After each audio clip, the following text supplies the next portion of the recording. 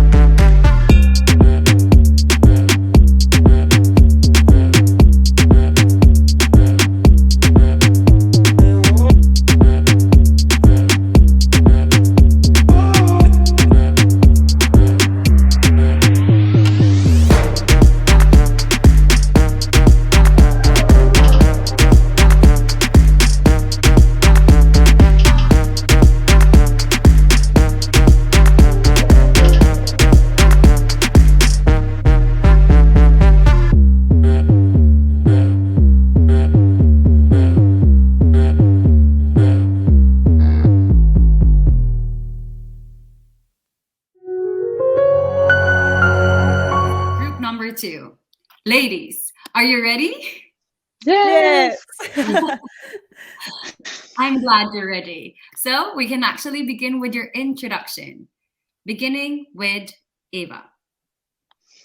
Okay, so hello there. My name is Jaskolska. I'm from Poland, but I live in Berlin and I study digital business and management. I'm 21 years old and I really enjoy things like cooking and spending time with my friends and traveling.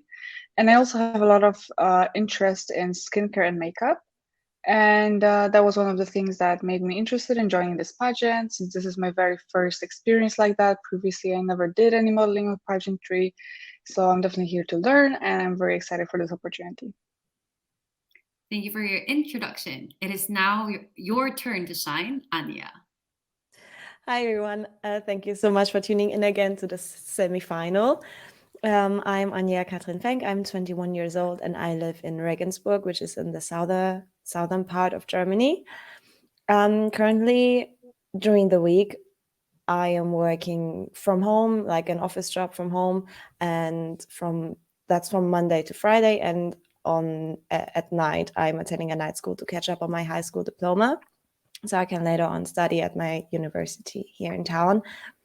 And on the weekends, I am working as a waitress. And I still stand by my statement from the last Supra Chat, especially because of the things currently happening in my private life, that an experience in life worth sharing is that no matter how dark the clouds above you may seem, it will always be sun. And no matter how down, sad, or lost you may feel, it will always get better. It will always get better. Thank you for your introduction, ladies. Now let us enter the question and answer portion. Each of you will have to answer random questions prepared by yours truly, Denisse Nicolle, and the Queen's Camp. So let's begin with the first question, and this goes to Ewa. Ewa, I would like to ask you, for what are you most grateful for in life? I would say I think I'm grateful for my family because family is something that really affects you and your personality, every aspect of your life, pretty much. You know, it's so important to have the support of your family when you're growing up, and later on. It's families. Those are people that are always going to be there for you. So whatever is happening in your maybe social circle, with your friends, and whether you're in your home country or traveling, your family is always going to be there for you. And this is something that I've learned in my life. As after high school, I moved out of my home country, and I also had many ups and downs with my friends and different relationships. But my family was always there for me, whether I was in Poland or England or living here in Germany now. I always have the support of my family, so I would say that I'm most grateful for my family.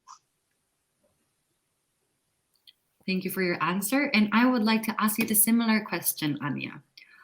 For what are you most grateful in life?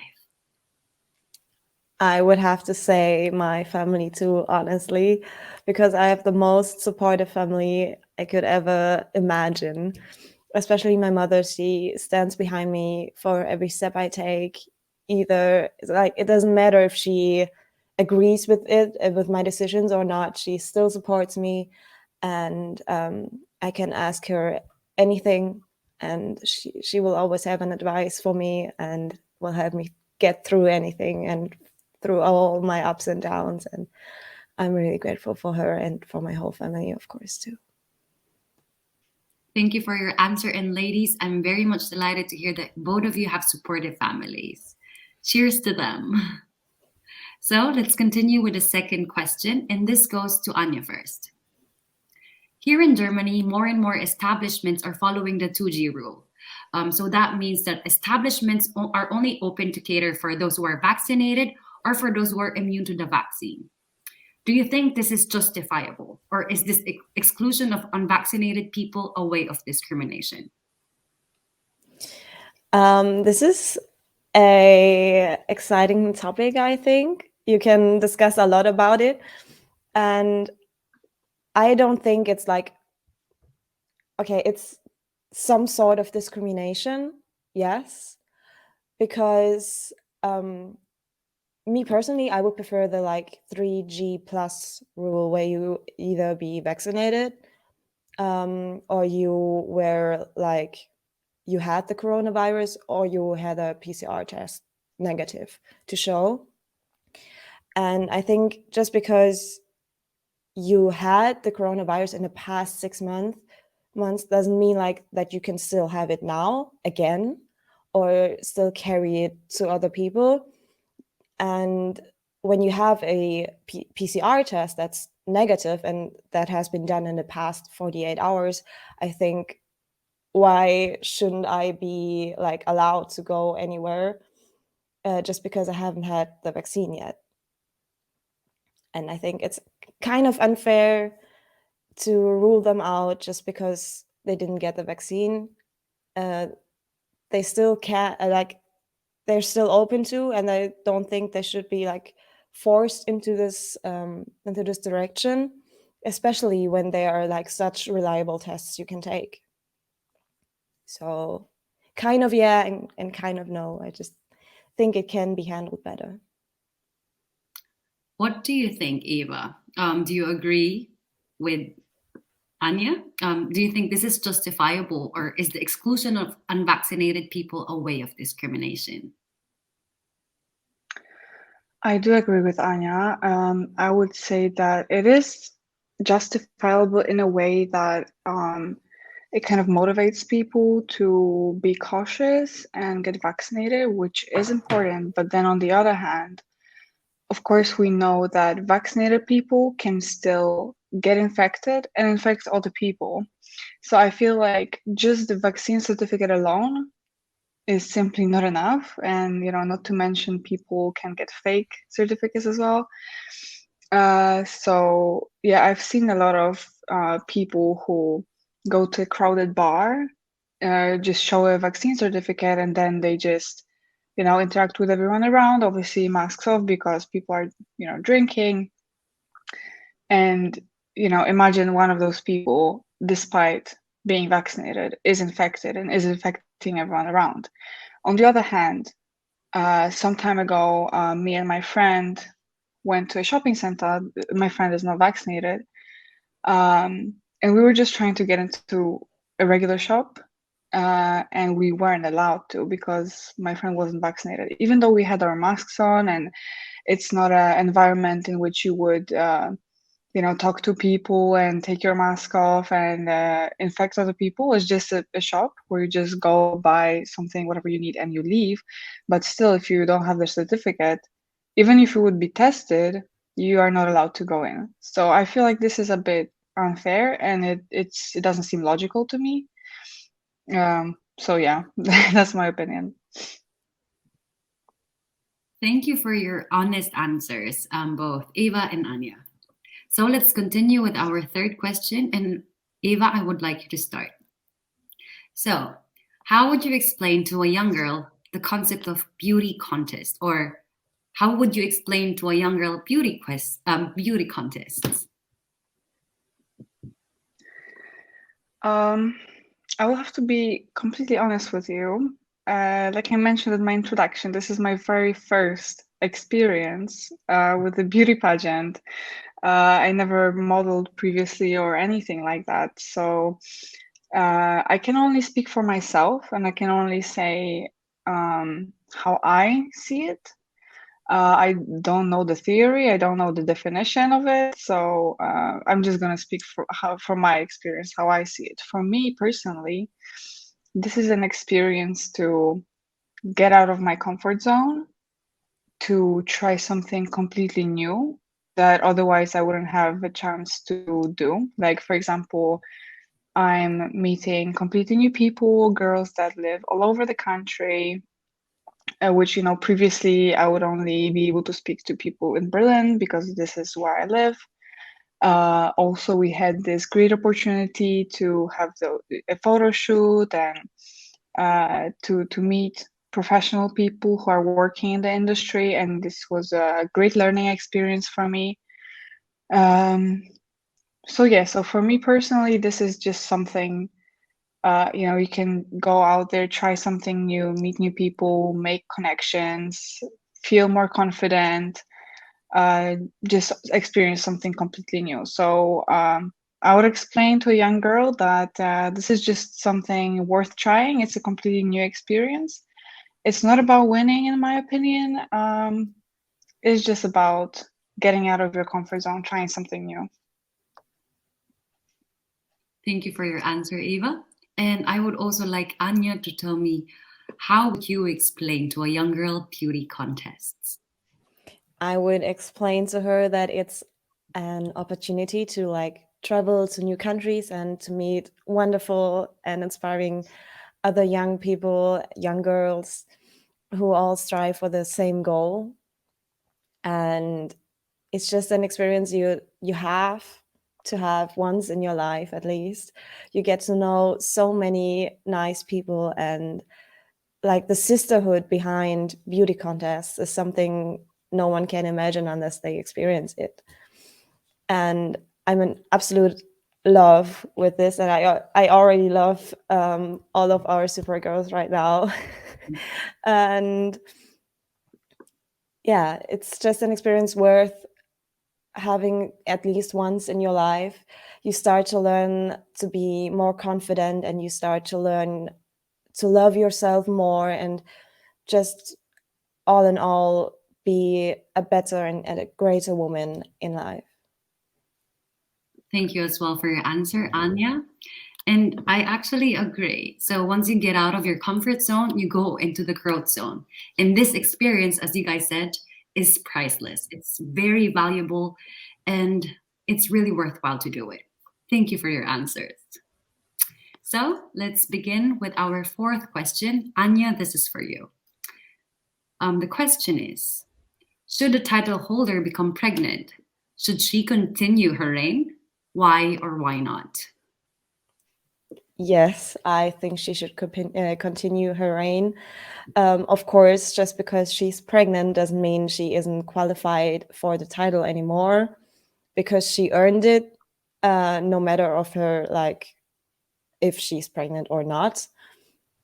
And her values are still the same, and I think she would still support the same causes and still work the same for the things she desires and for the things she puts her heart in.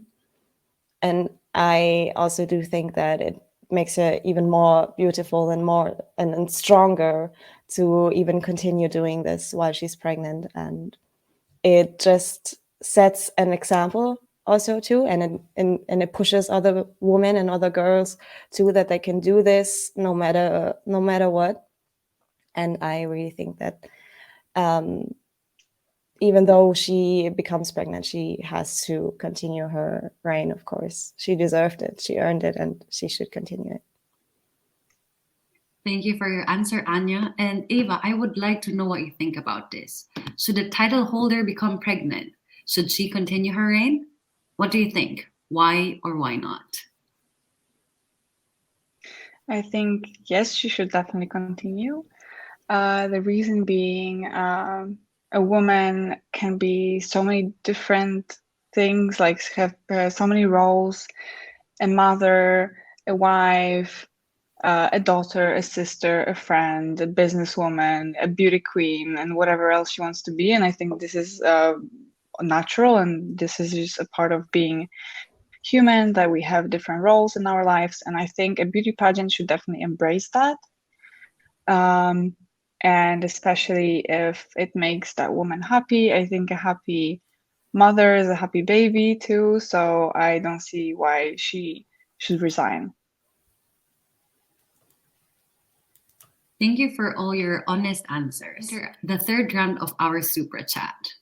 And for the Supra Chat semifinals in Germany, we will do it a bit different.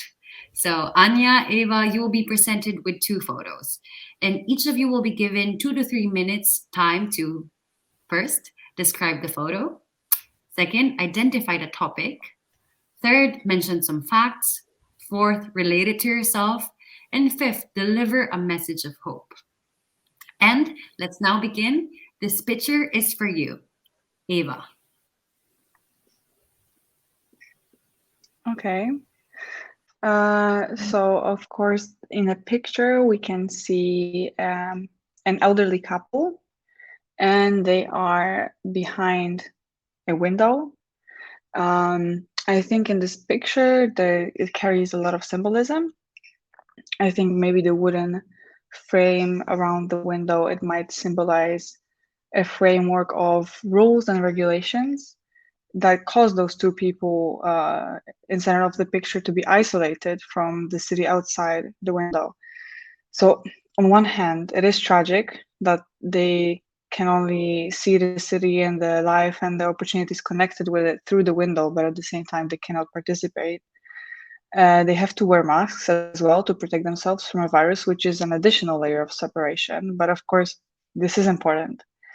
And I think everyone should try and make that effort. Getting vaccinated, wearing a mask, getting tested, or just the safest and the simplest way, which would be staying at home. This is something I think all of us should try and do these days.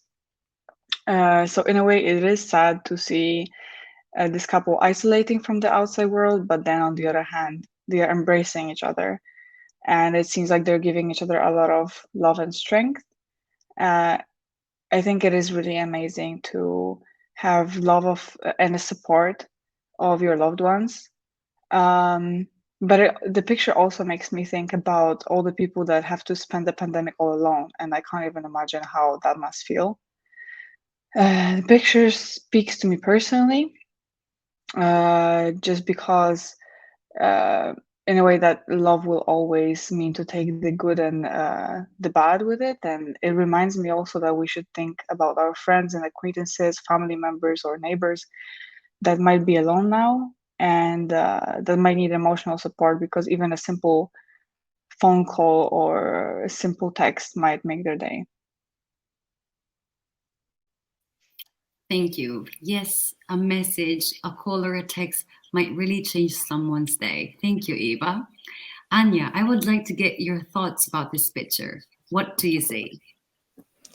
I can see two elderly people, I think, in their home hugging each other and looking outside rather sad, I think, because they're isolating, because they're quarantining or something like that.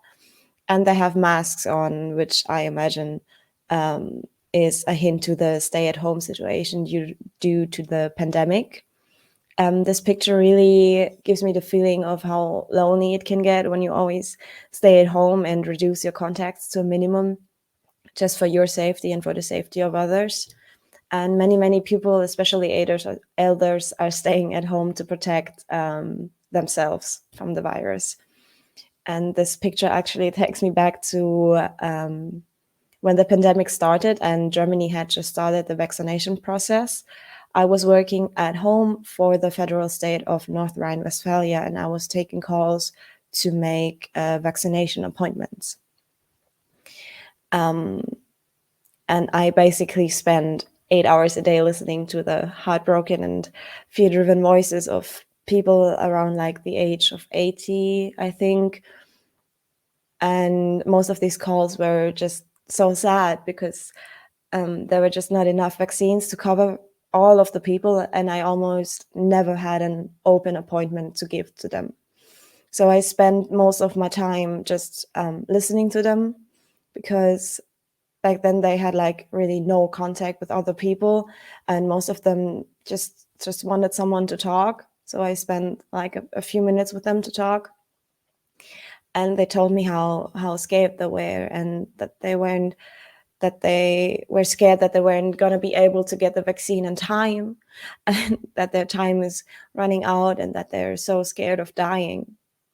And it broke my heart every single time, because no matter how much I wanted to give them even the slightest possibility of a vaccine appointment, I just couldn't, because there was no way.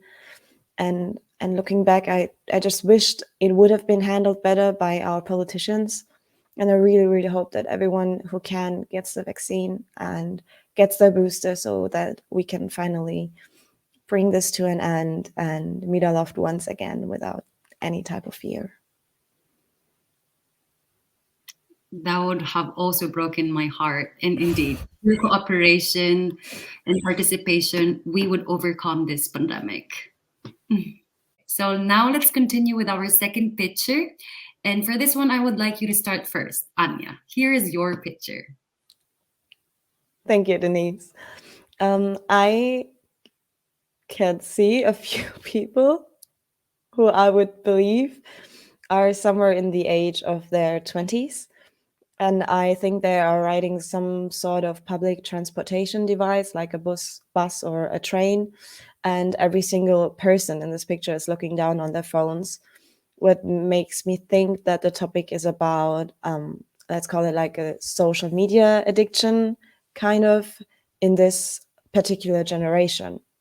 And we all know, like, it's a well-known fact that young people in this age are presenting a much higher screen time than any other generation, I believe. And the people we are talking about have been raised within the digital revolution that happened in the early 2000s. So they kind of grew up with new revolutionary devices all the time. So like, no wonder they are always interested in what's new.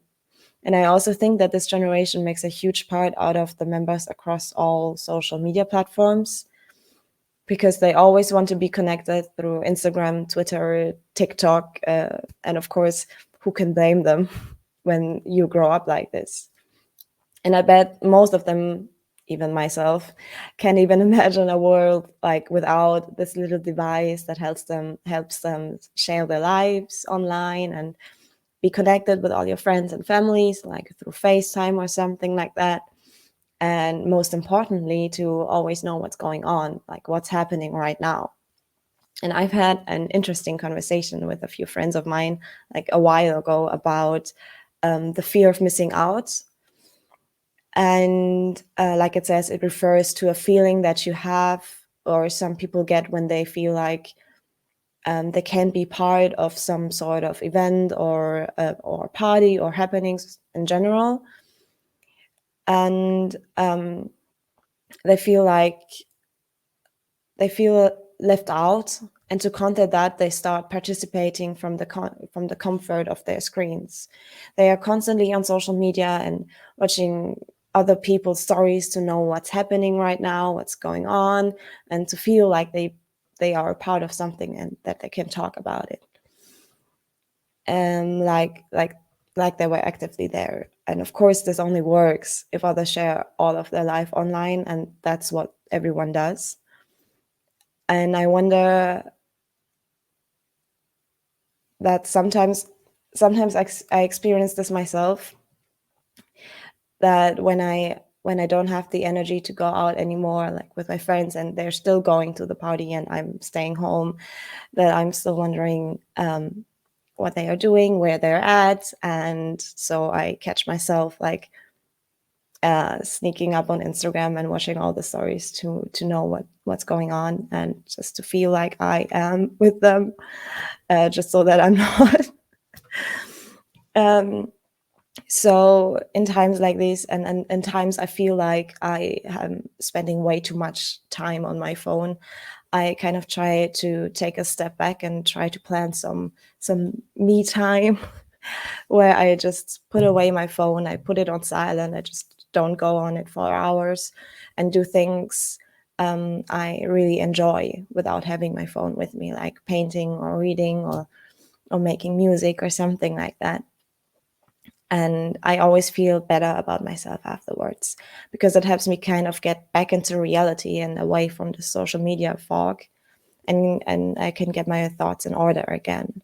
I really do recommend this to everyone who has just spent way too much time online, because when you're spending most of your time on social media, it kind of makes you feel disconnected from reality, which is kind of funny, because when you're on social media, you feel connected just with a world that's not really there, like you're not really in.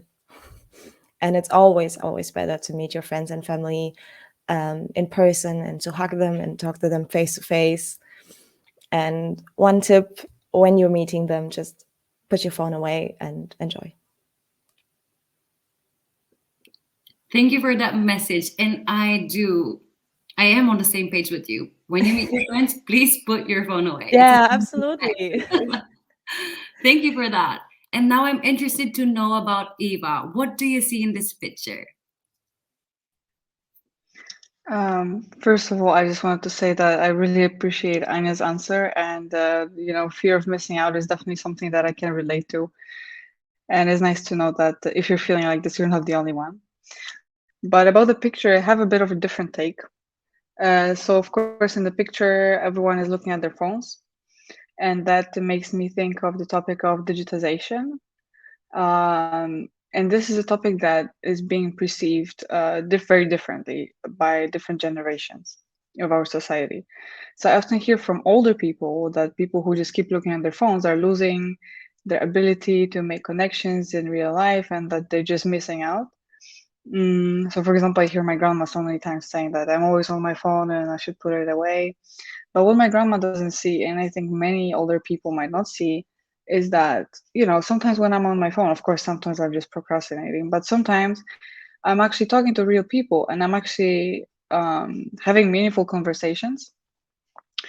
So I think that digitization is a mean to connect to people and maintain friendships, especially in these times where a global pandemic is making it difficult to meet with your friends or your family. Digital media is enabling me to maintain my friendships with people across the globe. So, for example, I can talk to my best friend in the UK or my family who's in Poland, and then I can get on a video call with my friends from Vietnam or India right after that, because I have friends from university who, due to visa issues, cannot be here.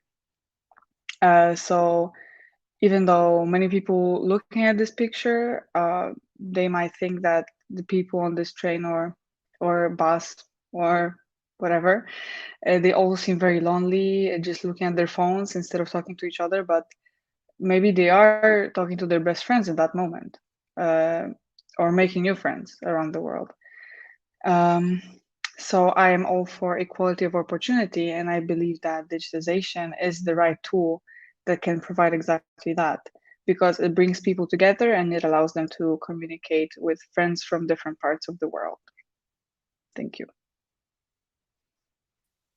Thank you also for your wonderful answer, Eva. I do agree with you too. Digitalization has enabled us to connect with other peoples, overcoming geographical borders. And at the same time, of course, we also have to be aware about how we use it. We use it to connect with other people, but of course, we should never forget to disconnect sometimes to connect with ourselves and the people around us. Thank you very much for your answers, ladies. And with this, I would like to give you a chance to say thank you and invite all your family, friends, and supporters to our finals and give them your message, something from your heart. Please start, Eva. Okay, I'm just gonna make it short. Thank you very much to everyone who watched, and I invite you to continue watching the content. It's really a lot of fun for us to make it. And I would like to say a big thank you to my supportive family, friends, and my very supportive boyfriend. And thank you again for this amazing opportunity. And Anja, your message. I just wanted to take this chance to say thank you to all of my family and my supporters and my friends who just been with me till this day and practice with me and just give me advice on anything. I really hope you enjoyed this episode, to everyone watching, and I hope you watch our finals in January too to see who will get the title. I'm very much excited about the upcoming finals, and I'm really excited to meet all of you again. So to all our viewers, thank you very much for tuning in. This is Denisse Nicolle, your Miss Supranational Germany 2021. Until next time, bye. Bye.